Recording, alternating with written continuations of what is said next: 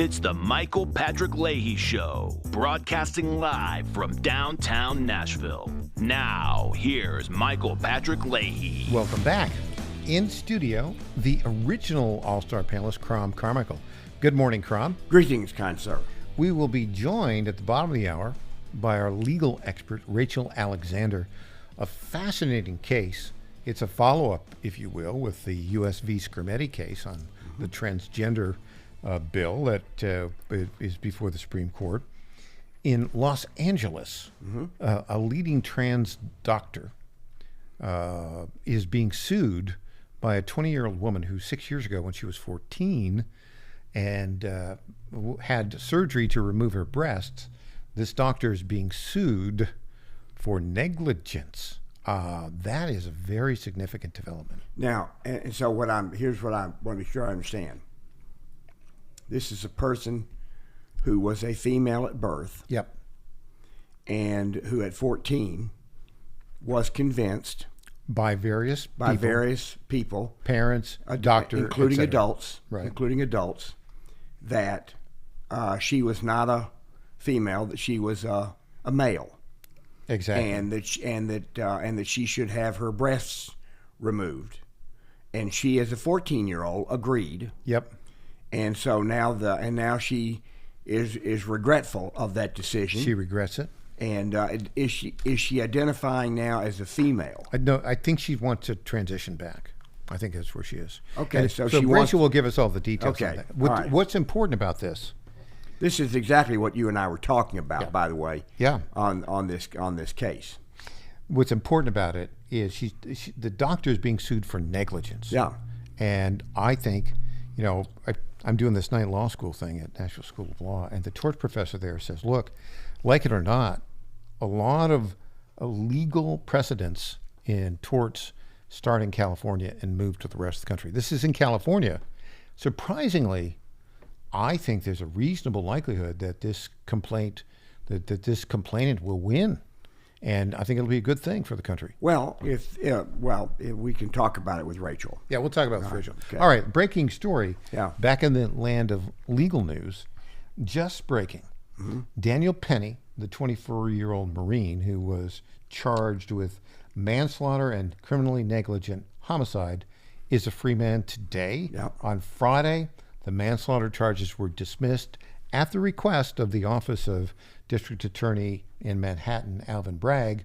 This morning, after barely 2 hours of deliberation, when the judge told the jury, you got to look at this lesser charge, the jury decided unanimously to acquit him of the lesser charges of criminally negligent homicide. Your reaction? Well, let me ask you a question.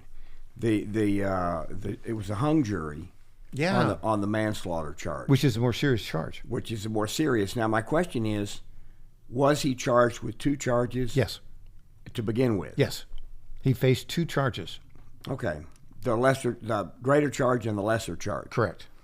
Okay. What I heard you say the last hour at the very end was that Daniel Penny's attorneys said they would have argued the case differently. That is correct. But weren't both those charges in front of the jury to begin with? Right, but just say, when they say argue differently, because he was facing 10 years on manslaughter, yeah, they chose not to have him testify. If he'd been only facing 4 years on criminally negligent homicide, they might have brought him up. It's all moot now. Well, but why is Alvin Bragg? Are they claiming that Alvin Bragg should be disbarred for bringing the lesser charges? I'm not trying to defend Alvin Bragg. I'm trying to understand if he brought both charges to begin with. Right. Then I don't understand what the defense attorney. By the way, I'm very pleased with the outcome, and this also tells me that the hung jury was probably one juror. Yeah. Who would not find him not guilty. This is what I thought. I think I speculated. Again, who knows what juries do, but I speculated that there was one juror who wanted to convict him of manslaughter. Over the weekend, he thought about it, and he said, why is the judge having us back in to consider the lesser charges when I was the only one willing to convict him of the larger charge? Right, but why didn't why didn't the judge give them both the more serious and the lesser to begin with? I'm trying to understand. I'm trying to understand why they're claiming, and I don't disagree. I just don't. Well, listen, it's not the judge who brings the charges. I know. It's the district attorney. I know, but Alvin Bragg, didn't he bring both charges to begin with? Yes, he did. Did the judge give the jury both charges to begin with? Well, or did the judge only give them one?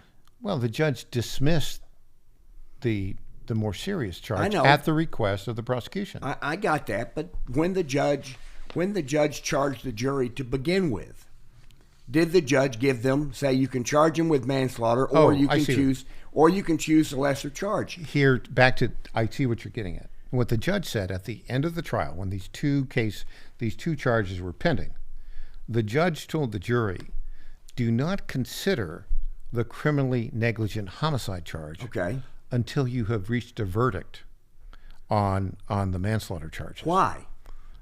That was his instruction. Okay, all right. He did not advise me as to why he did that. It'd be interesting to know if that was a good instruction, if it's a typical instruction, or if it was a liberal judge's instruction to try to get the greater charge attached. I don't know the answer. All right. So anyway, I'm pleased. I also think this does show, as I said, that I think Daniel Penny was only the hung jury was probably only one adamant juror. I think that would be a good. And then when they were guess. Forced to come back, that juror knew that it's still going to be a hung jury, in his case or her case at best. Yeah. And so capitulated on the lesser charge. And also said, it's December 9th. What on earth is the judge doing sending us back here? Right, and we may be here all week. Yeah. The judge may make us keep coming back, and the jurors probably looked at him and said, you're not going to win. Yeah. And the judge is going to make us keep coming back every day until you capitulate and agree that Daniel Penny should not be found guilty. So let's get out of here. Let's get out of here. So I think he or she was shamed into capitulating on the lesser charge, because it makes no sense that you'd be hung up on the greater charge, and that you wouldn't be hung up on the lesser. I think you're probably right. Again, you and I are just speculating. That's all we're doing, because we don't know what happened. That's what we do. Well, we're pretty good at it. Yes. Well, we think we are. I'll pat you on the back, and you can pat me on the back. We are champion speculators. Yes. Legends in our own minds. You know, there was another court case in New York, and I thought this one was particularly interesting. Did you see where it was? I believe it was a Russian woman who had illegally immigrated to the United States. I don't think I have. I'm pretty sure I have the facts right. Who then snuck her way onto an airplane. Oh yeah. And got into Paris and hid in the various bathrooms from the flight attendants. She was arrested in Paris, and then she was sent back to New York. And the prosecutor, and Mike, this is my favorite part of the story, and you need to concentrate on what I'm saying rather than looking at your phone. This is great. This is great. The prosecutor said, "Judge, I want you to hold this person in custody because I believe she is a flight risk." That's what he said. That's what he said. She was a flight risk. I just think there's sometimes in court, very rare, where somebody in court gets to say something that is absolutely correct, absolutely correct, but is also fantastic. Crom, did this person go to the Carmichael School of Comedy? I hope so, because I thought when I heard that, I said, this guy had fun saying that. When we come back, Crom, yes, it's been the news cycle, yes, which used to be 24 hours, really is now 15 minutes. Woo. Syria, you've got some thoughts on what's going on in Syria, and we have dueling American philosophies on a reaction as well. We'll hear that and more when we get back. I'm Michael Patrick Leahy. He's Crom Carmichael.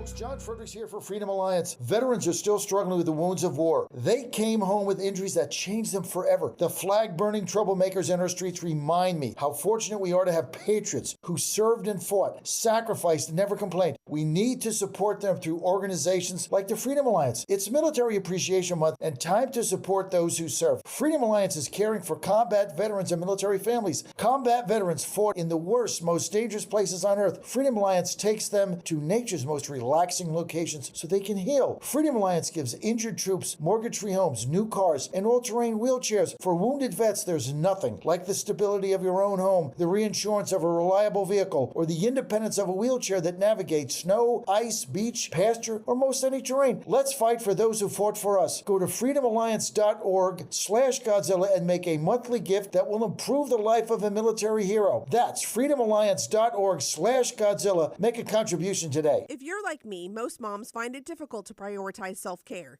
Hi, it's Colleen, Program Director at the John Fredericks Media Network. With the demands of programming 13 radio stations, it's easy to forget about the things I should do for myself daily. And that's why I started with our company's Women's Challenge with Native Path Collagen Peptides. It's affordable and convenient care in just 1 scoop a day. There are so many incredible health benefits like bone and joint support, metabolism booster, and hair, skin, and nail improvement.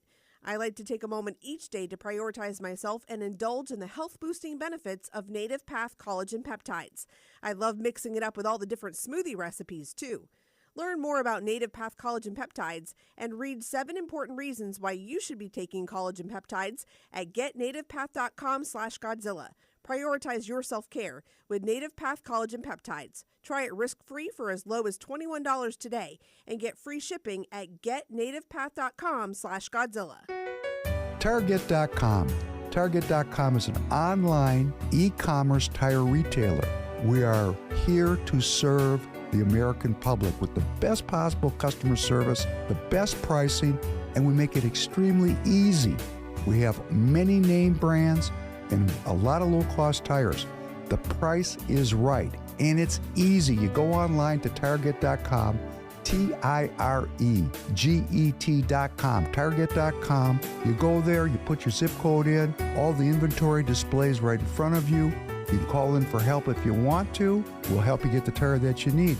But we will take the tires you buy and at no extra charge deliver them to the dealer right by your house where they will be installed at the market price. It's easy. The best price, the best service. Great people to deal with. Thank you for going to Target.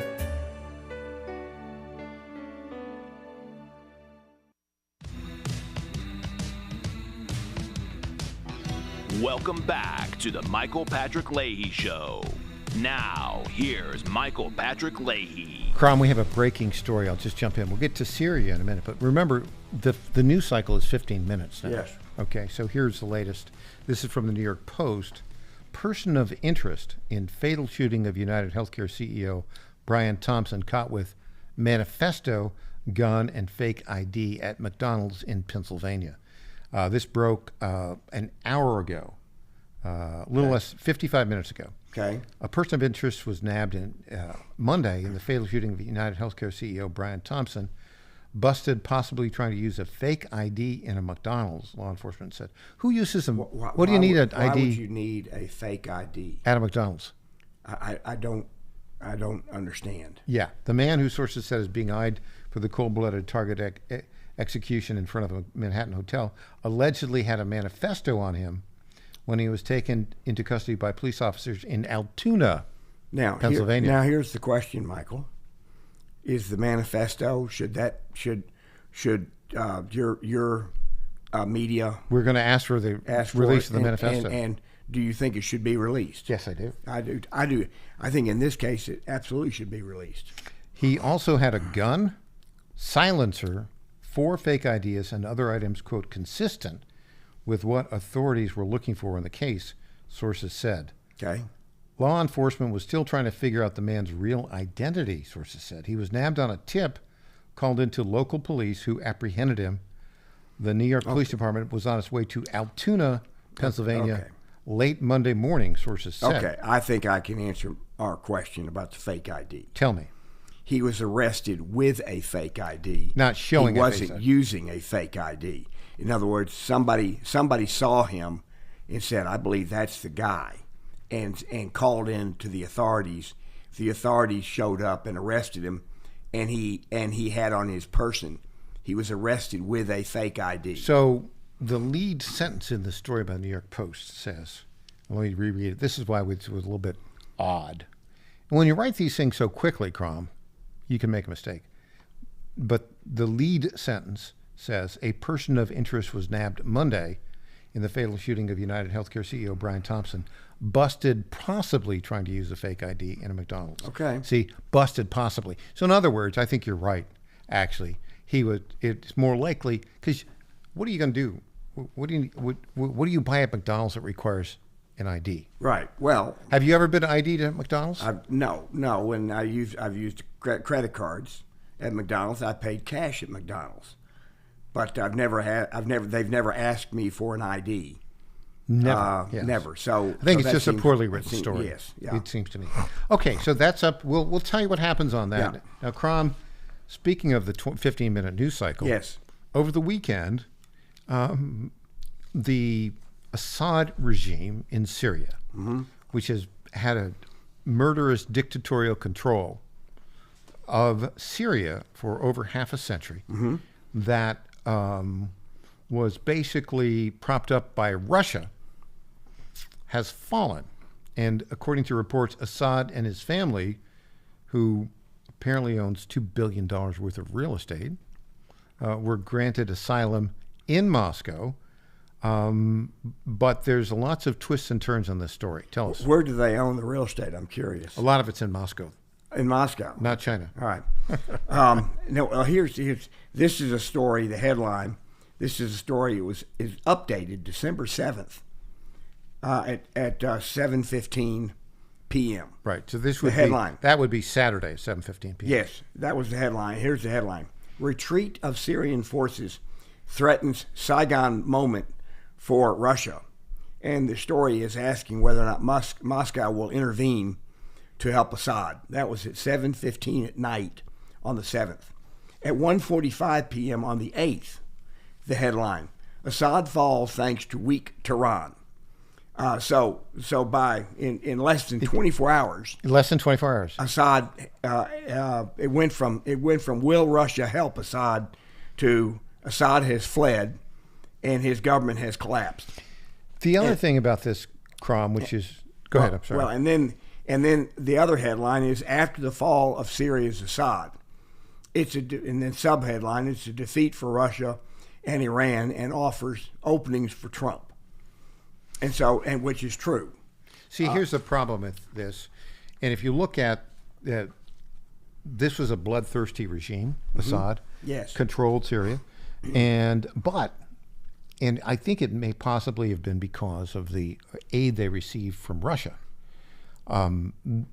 Christians, a very small percentage of Christians of the population were Christian in Syria, and they were protected under Assad. Now the reports are that this motley group of rebels includes some ISIS-aligned jihadists, and the worry is that it will result in a bloodbath and massacre of Christians within Syria. I think that's a legitimate worry. Well, it's interesting because this group, there's a leader of this group, and I can't find it in the articles, but the articles say that here it is right here. It's the rebel charge into Damascus was led by this guy right here. Let me see if it's Hayat Tahrir al-Shalom. Thank you. You're welcome. All right, and it says which the U.S. has designated a terrorist organization, but its leader. Oh, that's not the person. That's the name of the organization. The leader is Abu Muhammad al-Jalani. You did pretty good with that one. Thank you. And he broke with ISIS in 2012 and Al-Qaeda in 2016. And he says he wants a diverse government that tolerates minorities. Now, so that's we what don't he know. Says. That's what he says. We don't know what is true. But here's what we do know. We do know that Assad allowed Iran to fund Hezbollah. Yeah. in Syria. Mm-hmm. We know that. And so while he could claim that he protected some Christians, there is no doubt that he allowed Hezbollah to attack Israel without restrictions. And so when Israel went in and attacked Hezbollah in Syria, I think that also weakened Assad's regime, and we found out that the military that backed Assad was completely a paper tiger, very similar to the military that protected either the French during the French Revolution or the Russian czars in 1917. Yeah, now, because those countries collapsed with only a relatively small number of people attacking the regimes, because the military might there was none there. No underlying support. Nothing. Now, No support. This is a tale of two presidents as well of America. The reaction between Joe Biden and Donald Trump are totally different. Trump said, "Let them work it out. That's not our problem." Right. But Biden has already gone in and executed some bombing strikes. I think like 80 over the weekend of some ISIS-aligned groups in Syria. To me, that seems like he is escalating unnecessarily that situation. And let me respond to what you just said, Michael, this way. I do not believe that you and I think that Biden is intellectually capable of making that decision. Very good point. So this is not Biden did it. This is the Biden administration. Somebody in the Biden administration, in the name of the president, which by the way, I think is completely unconstitutional for somebody in the name of the president to do what they did. See, the one problem with this, Crom, I understand your point. I think it's a correct point. Yeah. However, they'll trot Joe Biden out. I know. And he'll make the statement. That's the point. I'm not questioning whether they'll do that. Right. Anyone with reasonable mental acuity knows that Biden does not have mental acuity. I mean, anyone who has reasonable mental By the acuity. way, you know who also would kind of agree with that? Who? Apparently, according to some pictures that we saw from Trump's visit to Notre Dame on Saturday. Did you see that image? It's all over the internet. No. So Jill Biden was like just a chair away from Donald Trump at the dedication of Notre Dame Cathedral in Paris. Let me just say this. There's an image of her looking at Donald Trump. And let's just say she's looking at him with a certain level of genuine admiration. Okay. How about that? Okay.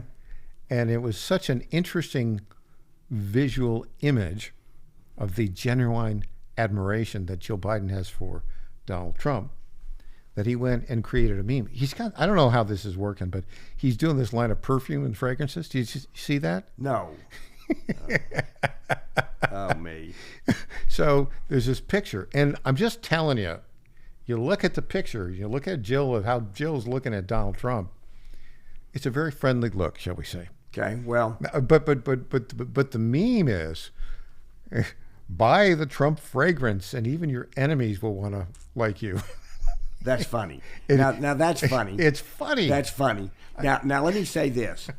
I think that look that you're describing, which I have not seen, but I'm going to accept your description and the meme as accurate.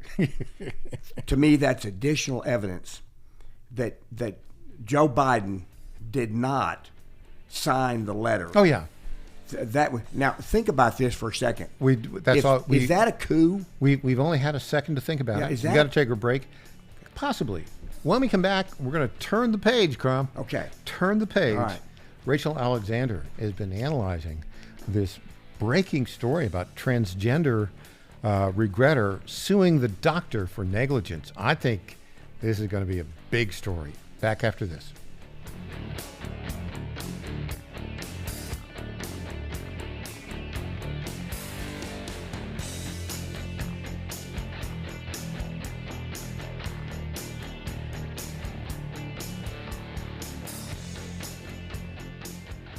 say a few words about our friends at the Nashville Pizza Company, 2176 Hillsborough Road. The Nashville Pizza Company in Franklin reminds us that the current economic times have been tough on many families in our area, and many are finding it hard to make ends meet. Your donations of clothing or canned goods can make a difference for a family in need. During this holiday season, give from the heart so others can have a new start. That's courtesy of our friends at Nashville Pizza Company, 2176 Hillsborough Road in Franklin. They are always working to keep our community moving in a positive direction. My fellow Americans, my good friends, I've known them for a long time, at D.T. McCall & Sons have the deal of a lifetime for you, and nobody knows deals like I do. That much I can tell you. Nobody knows deals like I do. The lumber yards, they can hit you with hidden charges for up to $200 extra. They'll charge you for cords and hoses and haul-offs. Your money goes all over the place and out of the state, and most importantly, out of your pockets. How do they get away with that? I don't know how they do that, but on day one, if you buy from McCall's, we are going to stop the hidden charges as soon as you buy it. D.T. McCall & Sons has locations in Lebanon, Carthage, Lafayette, Cookeville, and Franklin, and they have been family-owned in Middle Tennessee for over 100 years.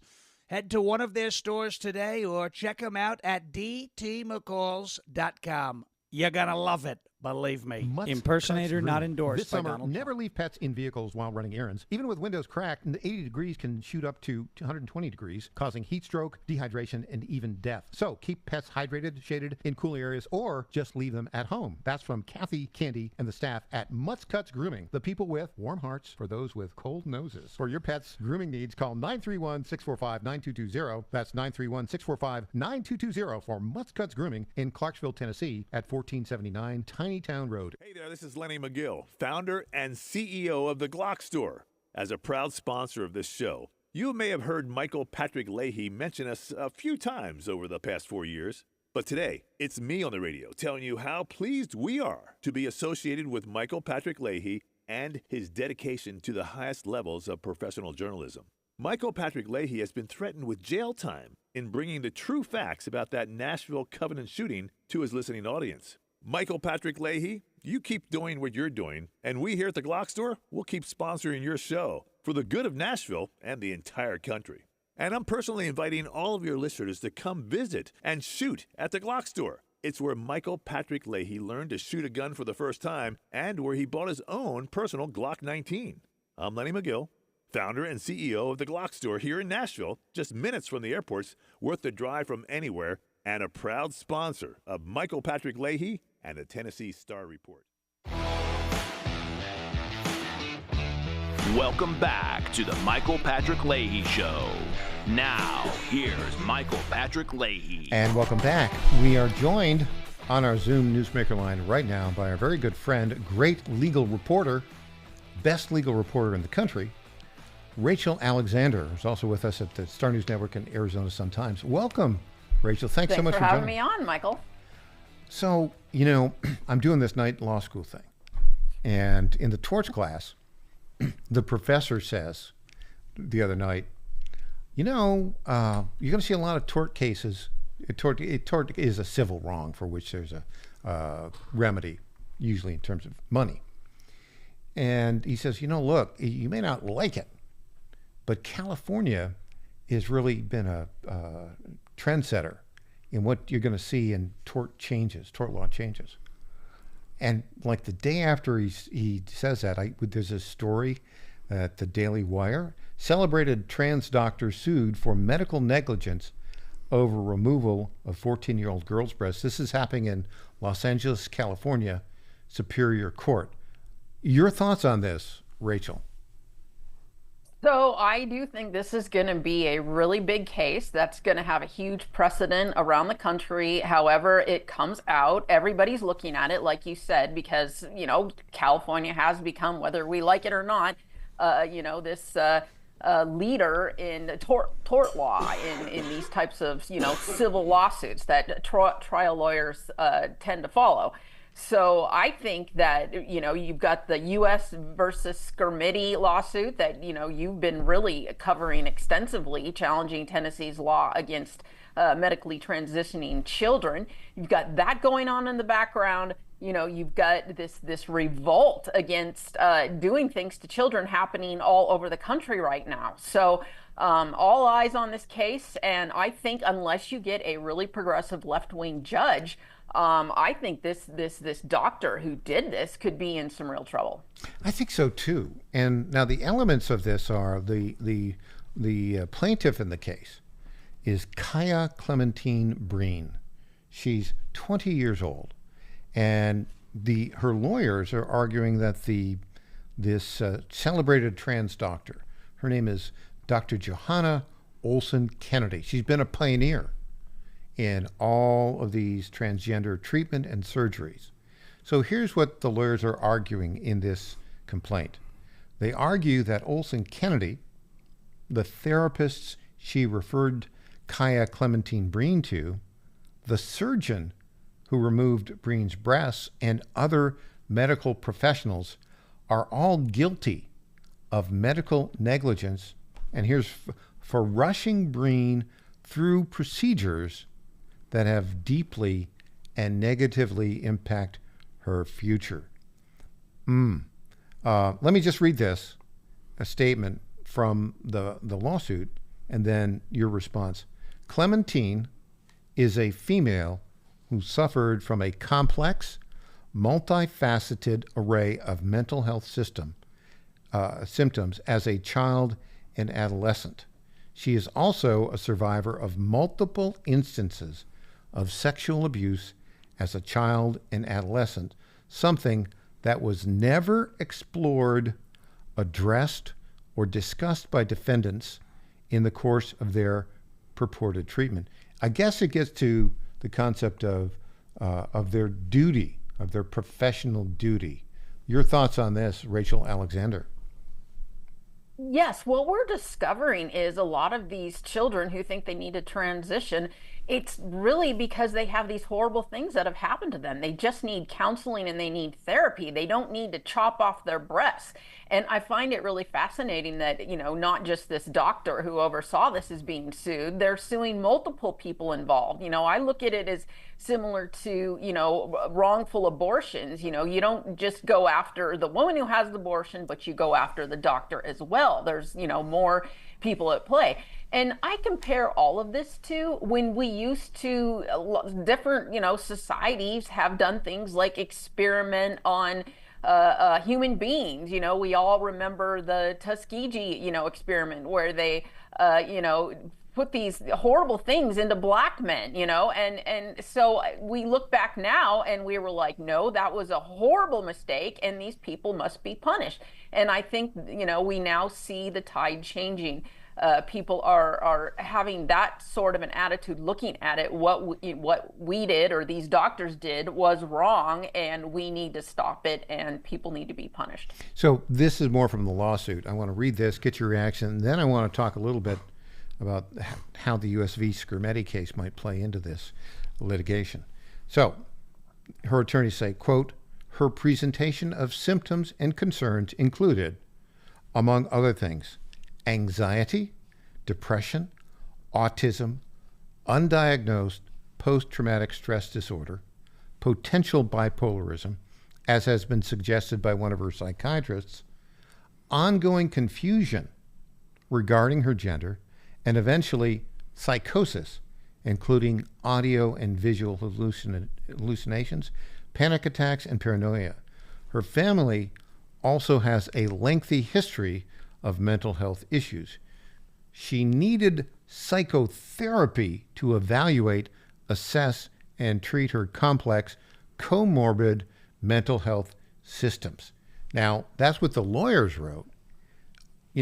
They quickly moved her into this surgery to remove her breasts and to have puberty blockers.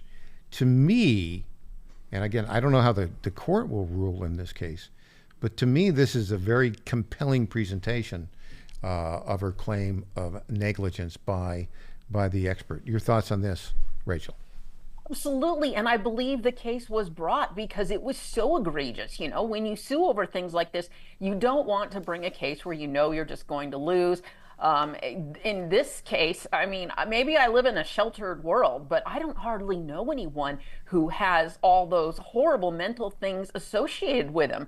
I mean, this girl was a real wreck, and to just use her as this, guinea pig for chopping off her breasts was a truly, truly evil thing to do. And I really believe we have hit a tipping point on the child transitioning. I think the Supreme Court is going to rule the right way on the Tennessee law, and I'm just saying that based on everything I've seen. I'm not being, naively optimistic.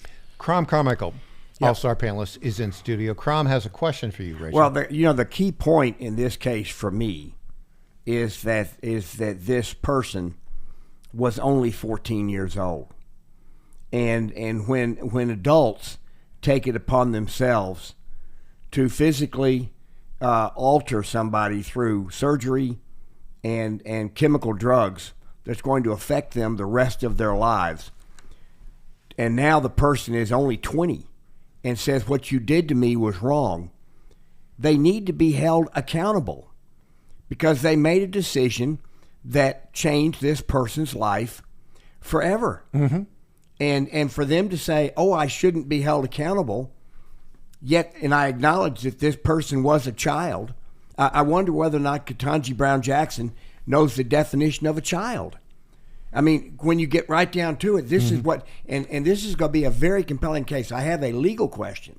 Okay. How high, let's say that this judge somehow gets this case so that this person loses, and then the person appeals and goes up and up and up. How high does this case end at the California Supreme Court? Is that as high as it can go, or can it be a U.S. Supreme Court Rachel, case? your thoughts on that?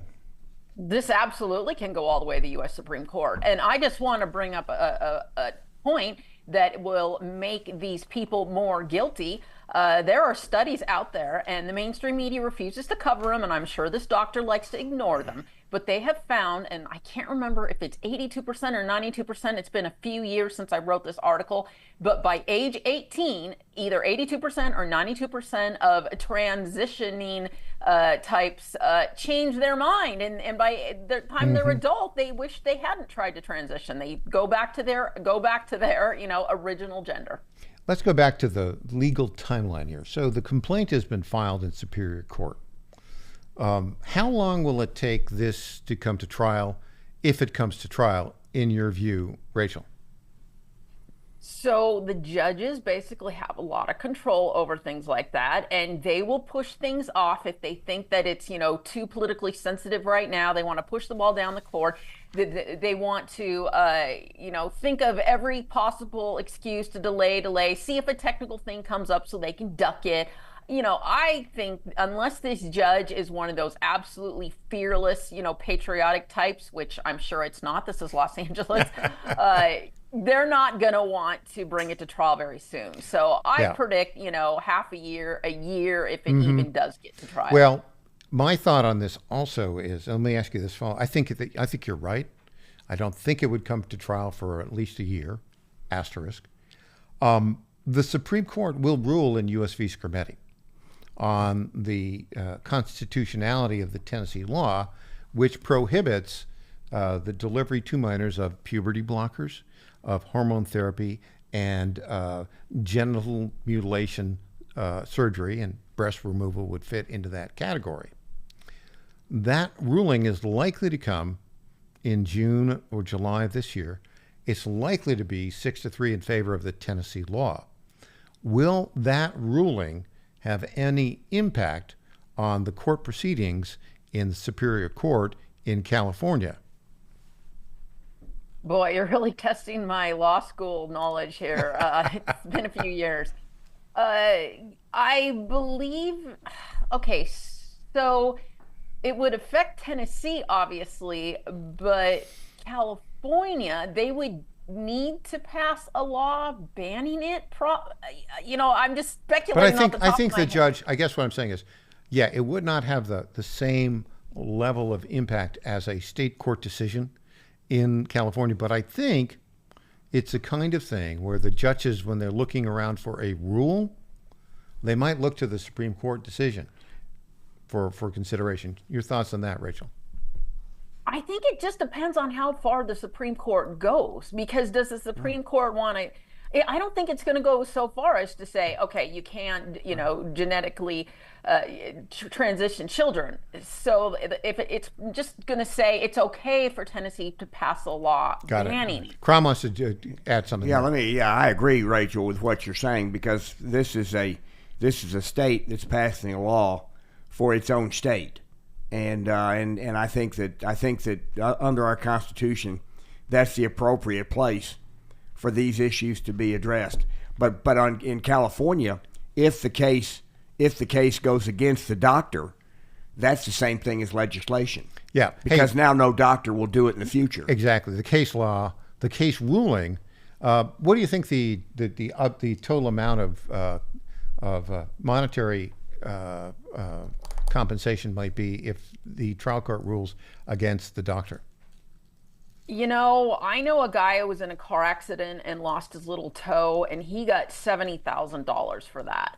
So to lose, 2 breasts, I mean, that's your defining thing as a woman.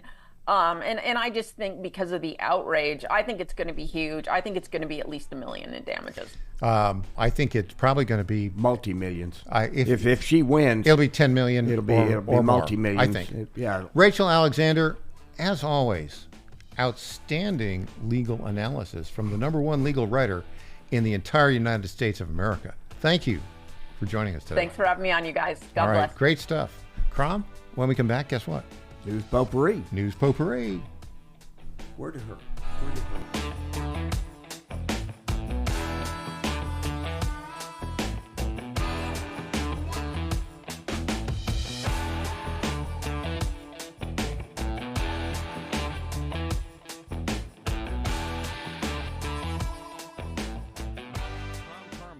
CEO of Solti, a supplement to help you have a healthier heart and stronger cardiovascular system. At Solti, we regularly get emails from our customers telling us how Solti has helped them. Like this one from Kelly. Hello, I'm 58 years old and have had high cholesterol for years. I wanted to stay away from prescription drugs. My husband and I have been using Solti for about 13 months. My results have been amazing. My cholesterol levels went from 291 to 129. I am so impressed with Solti and want to thank you. Now, in my own case, my bad cholesterol dropped from 130 to 89, and that was 20 years ago. I'm 75 years old and I take 0 prescription drugs. To get a great deal on Solti, please go to GodzillaHeart.com, and when you check out, use the code Godzilla to get our best deal, which is 50% off your first shipment and then 3 bottles for the price of 2 thereafter.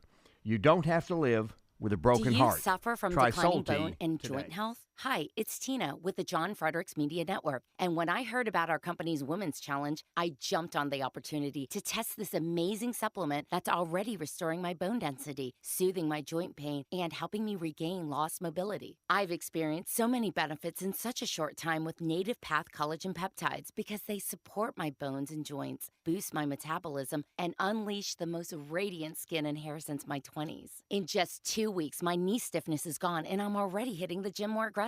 And I get so many compliments on my glowy skin and shiny hair. Native Path Collagen Peptides are so easy to take. They're tasteless, odorless, and mix great with my morning coffee. Read thousands of 5-star reviews at getnativepath.com/Godzilla. Level up your self-care with Native Path Collagen Peptides. Try it risk-free for as low as $21 today. And get free shipping at getnativepath.com/Godzilla.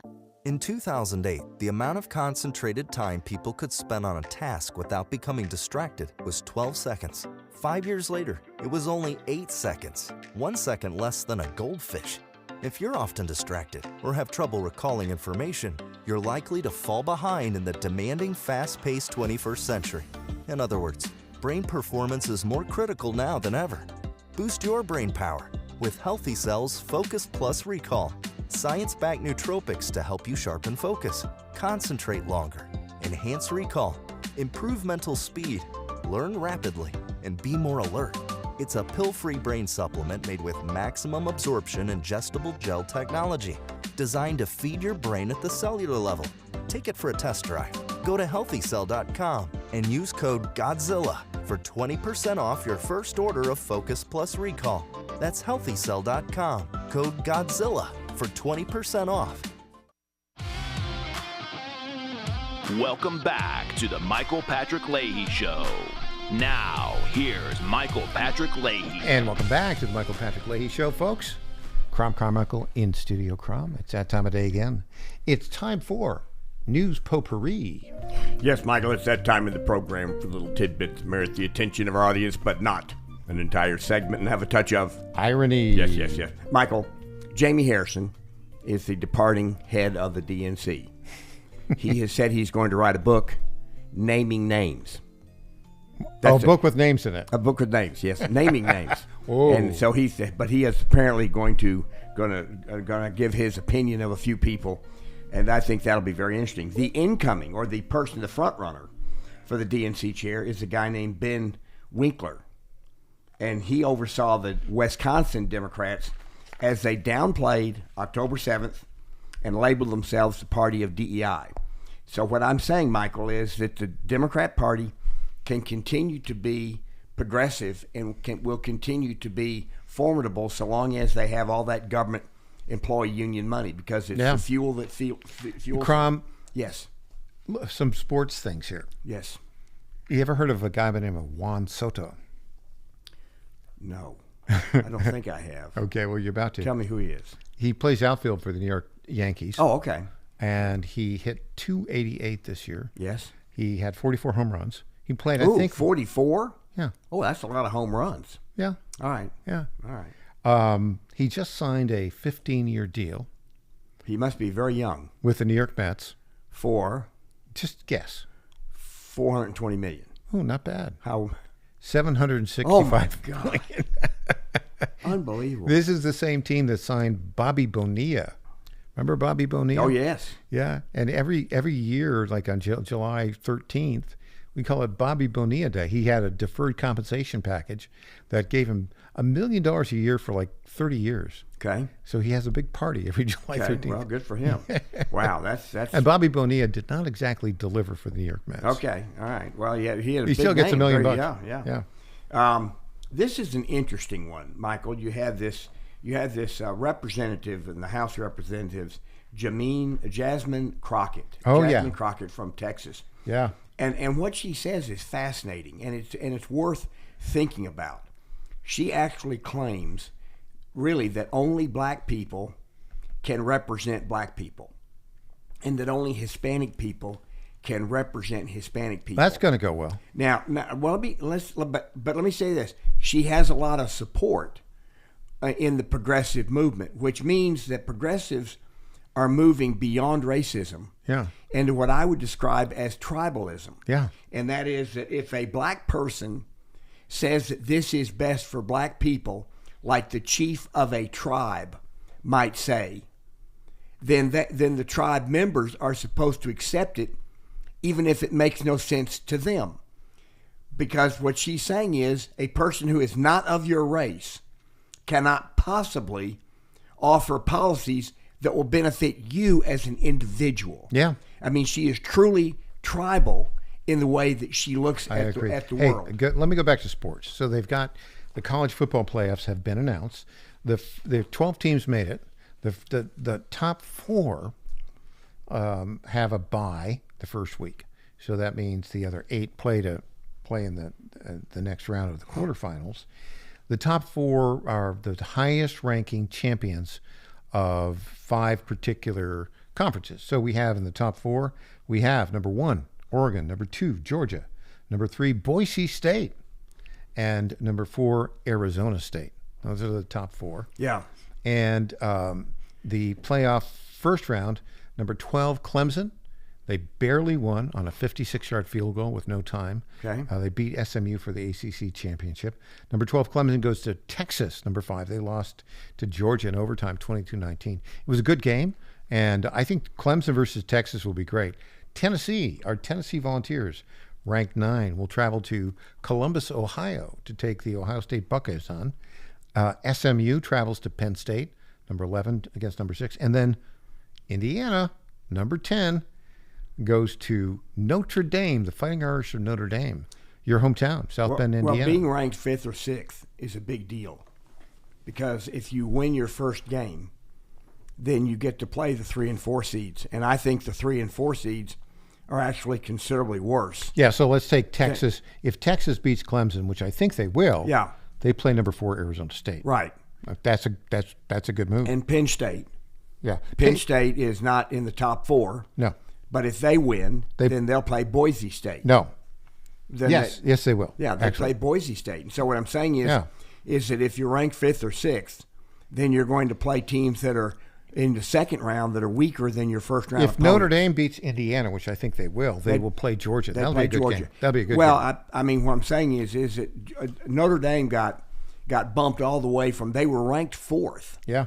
And then the way the cards fell, especially the SMU Clemson game.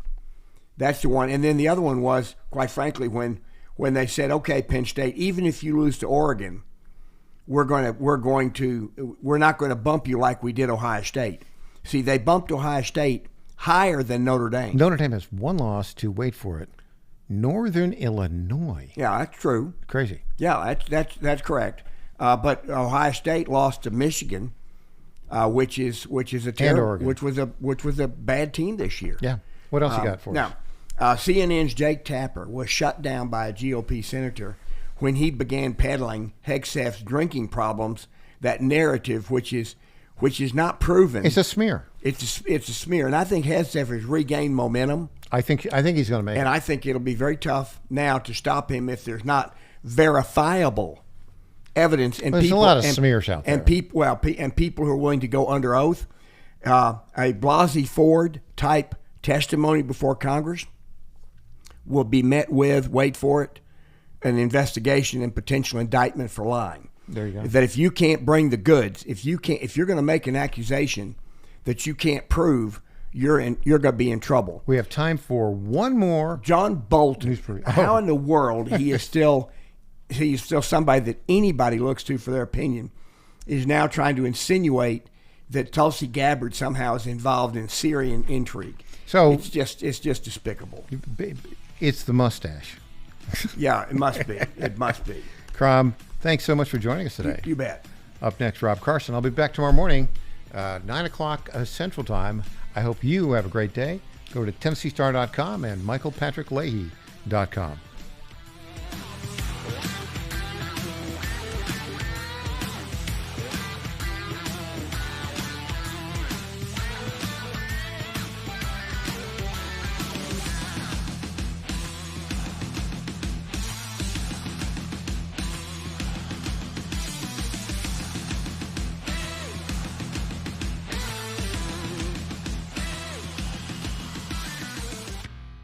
This is Michael Patrick Leahy. I want to say a word about my good friend Dustin Damon. Dustin is the best handyman in Middle Tennessee. Call Dustin today at 724-683-4400. That's 724-683-4400 if you have a job around the house that you just haven't gotten around to. If you're busy like me, you just may not have the time to fix that broken mailbox, repair the back porch, or get that old light fixture back to working properly.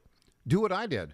Call Dustin Damon today at 724-683-4400, and he will bring his truck and tools to your house and get that job done lickety-split. Dustin's main service area is Williamson County and the southern part of Davidson County. So call Dustin Damon, the best handyman in Middle Tennessee today, at 724-683-4400. Tell him you heard about him on the Michael Patrick Leahy Show. The Chief Team reminds listeners here that more and more veterans will be returning home over the next few years, and many are local. These heroes have elite military training and valuable professional skills, but they also need jobs too. That's why the Chief Team is encouraging all local businesses. Let's make it the year we hire smart and hire veterans. That's from the Chief Team, where they say service isn't just a courtesy, it's a commitment. For more information, call 931-444-3572. That's 931-444-3572 for the Chief Team in Clarksville. The Black preaching tradition is deeply connected to gospel music. PBS presents a new series hosted by Henry Louis Gates Jr., Gospel. Our singers preach and our preachers sing. Gospel is a prayer. It is our heart's cry to God in lyrics and song. You feel it deep down in your soul. Gospel. Streaming now on the PBS app.